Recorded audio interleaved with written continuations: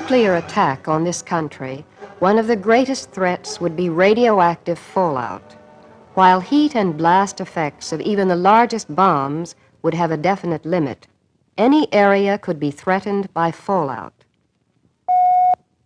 The large number of weapons which probably would be dropped in a full-scale attack would produce fallout, ranging from light to intense, over much of the nation. Weapons exploded close to the Earth cause greatest fallout hazards. Thousands of tons of Earth particles are drawn upward into the ascending mushroom cloud, where radioactive products of the nuclear explosion contaminate them. These particles are carried by the high-altitude winds for many miles. Eventually, they settle to Earth, and this is called radioactive fallout. We are all subjected to radiation from outer space and from radioactive material of the Earth's crust. We're exposed to it when the doctor X-rays us and on many other occasions. Radiation in small or controlled amounts like that are not dangerous.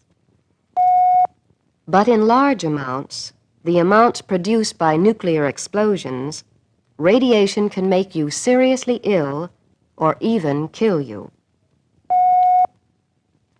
Radiation produced by nuclear weapons presents a revolutionary threat to our country. In an enemy attack, it could become a direct threat to us all. Fortunately, there are means of protecting ourselves, means so effective that civil defense officials believe everyone can survive fallout if they take a few simple precautions to protect themselves. The biggest danger from fallout is the fact that the particles do not have to touch you to endanger you. Their deadly rays can penetrate any kind of material, but the material through which they pass absorbs part of the radiation and reduces the hazard. Your safety depends upon putting a sufficient mass between yourself and the fallout. Concrete, bricks, earth, or sand are the best, but in a pinch, any heavy material will do. Civil defense officials recommend that everyone prepare a shelter. In most areas of the country, you would receive ample protection in a basement shelter constructed of 8-inch concrete walls. This provides the same shielding as 12 inches of earth, 16 inches of books, or 30 inches of wood. To be certain of adequate protection, however, the shielding should be that equivalent of 3 feet of earth. Civil defense officials recommend that for the best fallout protection, your family have these 2 things: an approved fallout shelter and enough supplies to enable you to stay in it for a maximum of 2 weeks. Within that 2-week period, it is estimated that community resources will have been restored to give you some help. A short time later, assistance should be available from the state and federal governments. Get started right away at protecting your family from fallout. Plans for approved shelters are available from your civil defense officials. Some of the shelters you can build yourself. The more elaborate models can be undertaken by a contractor. Let us look at 5 shelters developed by the Office of Civil and Defense Mobilization, any one of which will provide good fallout protection for your family. First, the basement concrete block shelter is specifically designed as a do-it-yourself project. The cost will vary according to your area, but should range between $150 and $200 for materials. It would provide all the protection needed in most areas. You must be sure the shelter has the proper doorway, air vents, and ceiling beams capable of holding 2 layers of concrete blocks. Plans for this shelter can be incorporated easily into new home construction. In all of these shelters, incidentally, you must be sure to use solid concrete blocks rather than the hollow variety. The hollow kind will not give adequate shielding unless they are filled with cement, sand, or earth. The second recommended shelter is the above-ground double-wall shelter. It is an outdoor, above-ground construction which also may be built with concrete blocks. It is ideal for regions where water or rocks make it impractical to build underground. Most people would want to hire a contractor to build it. Materials would cost about $700 plus the contractor's fee. Virtually absolute protection from fallout is furnished by the double-wall construction with 20 inches of earth between and the 6-inch concrete ceiling covered with 20 inches of gravel.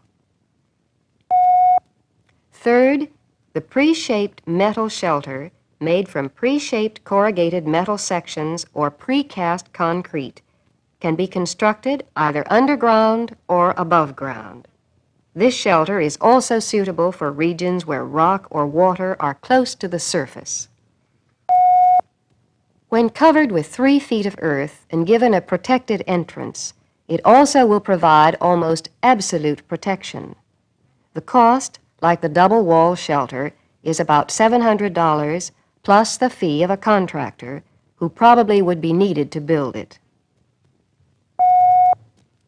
Number 4, the underground concrete shelter can be built by a contractor for about $1,000 to $1,500, depending upon the type of entrance used. Plans are designed so that it can have either a stairway entrance, such as is shown here, or with a hatchway entrance.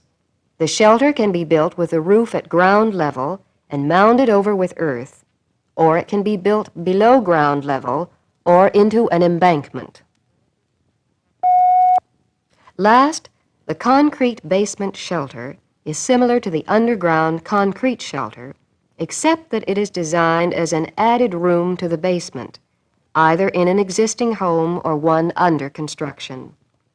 The shelter would add about $500 to the cost of a new home and would give excellent fallout protection. In construction of any one of these shelters, 4 essential features must be completed. The first is a proper entrance. It must have at least one right-angled turn. Radiation travels in straight lines, and only a fraction of it is scattered by the air or materials it strikes. So the sharp turn adds to the shielding. The second necessity is ventilation. This is provided in a concrete block basement shelter by vents in the wall and the open entrance. A blower may be installed for added comfort. For the other shelters, vent pipes and a blower is essential for proper ventilation. Good radio reception is the next essential. The shielding will cut it down. As soon as the shelter is completed, check the radio reception capabilities. It probably will be necessary to install an outside antenna to receive Conelrad broadcasts. Light is Dad's department. The Civil Defense Shelter booklet will show him how to fix a simple electrical system. This will furnish adequate low-level light if you have a spare battery. You will also want a flashlight or electric lantern for brighter light as needed. After your shelter is finished, you should stock it with the provisions and equipment you will need for a 2-week stay. Since radiation outside may keep everyone inside, it is important that you have adequate supplies in your shelter. In choosing foods, place the emphasis on those which require no refrigeration and little cooking. Foods in cans or jars will stay in good condition 6 or more months if kept dry at a temperature between freezing and 70 degrees Fahrenheit. Goods in paper boxes may be kept for 6 months if they are stored in tightly closed metal cans under the same dry, moderate temperatures. Be sure they are in a spot where rodents and insects won't attack them. Plan meals so there will be no leftovers, thus eliminating the problem of rapid spoilage. Meat, poultry, fish, vegetables, fruit, and many other items can be purchased in suitable quantities for such planning. It is a good practice to rotate canned foods at least once or twice a year. Exchange those in unprotected paper boxes at least every 3 months.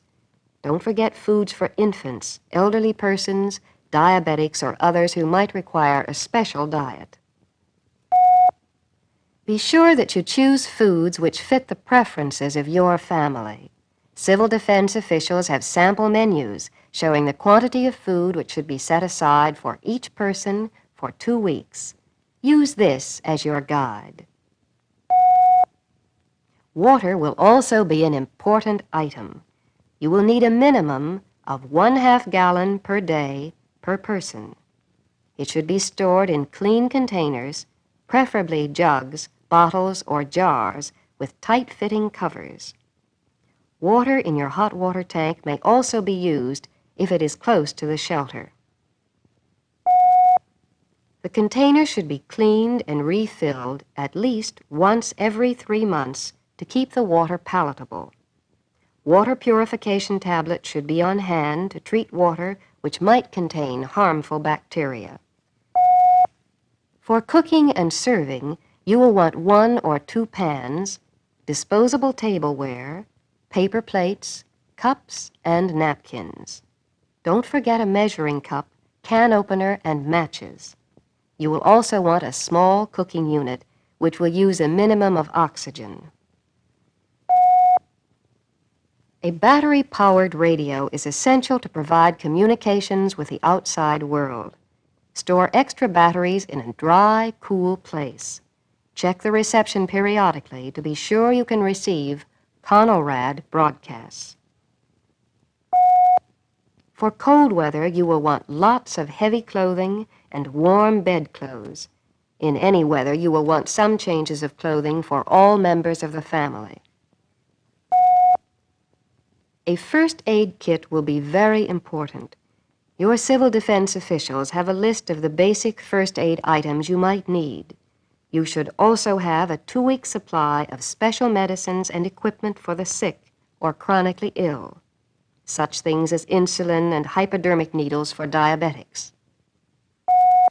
If you have a baby, remember to include powdered formula, canned milk, bottles, nipples, and disposable diapers, pins, talcum, and so on.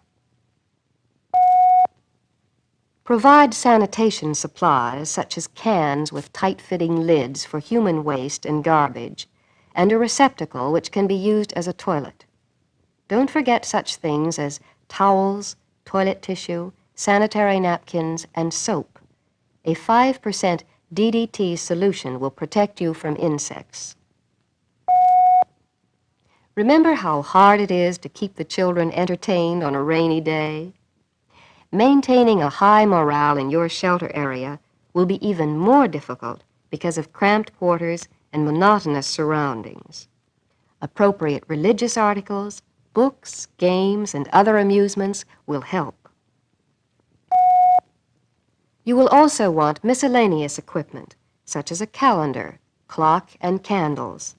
A screwdriver, rubber gloves, and a shovel also may come in handy.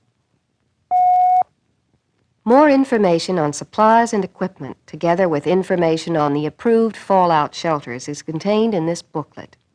Use it as your guide in planning and stocking your shelter. Now let's suppose for a moment that you can't get to a shelter in an emergency. What can you do to protect yourself? First, look for a basement. 1 below ground level will cut radiation to 1/10 of the level outside. The safest spot is in a corner which is least exposed to windows and deepest below the ground. If there is adequate warning, you can improve a basement's protection substantially by blocking the windows with bricks, dirt, books, magazines, or other heavy materials. If you are in a house with no basement, the best protection will be found on the ground floor in the central part of the house.